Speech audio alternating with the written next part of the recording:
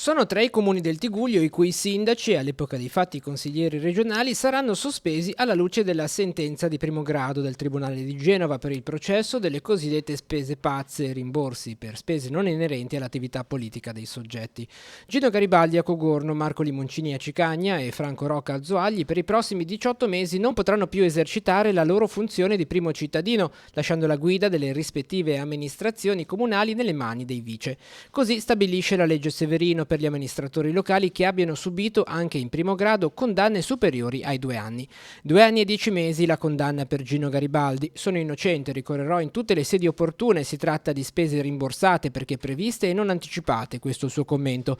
3 anni dati a Limoncini in forza del suo ruolo di capogruppo che ha già annunciato il ricorso in appello. Proseguirò a lavorare per stabilire la realtà dei fatti.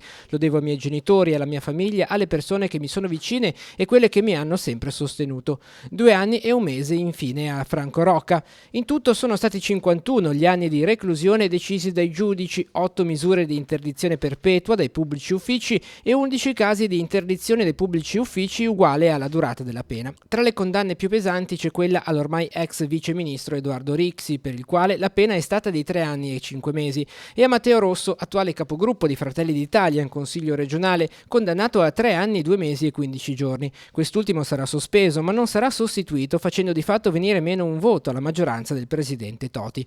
19 in tutto gli ex consiglieri regionali condannati in merito alle spese non giustificate in Regione Liguria negli anni dal 2010 al 2012.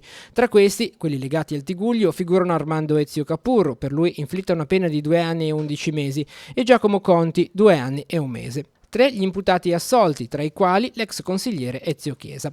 Le condanne non fermano però l'attività amministrativa dei comuni i cui attuali sindaci sono stati condannati. A Cogorno, che grazie all'insegnamento lampo di ieri sera è riuscito ad evitare lo scioglimento e il commissariamento, la palla passa alla vice Enrica Sommariva. A Cicagna a Sonia Gardella. A Zoagli a fare le veci di Rocca sarà il vice Carlo Cassani.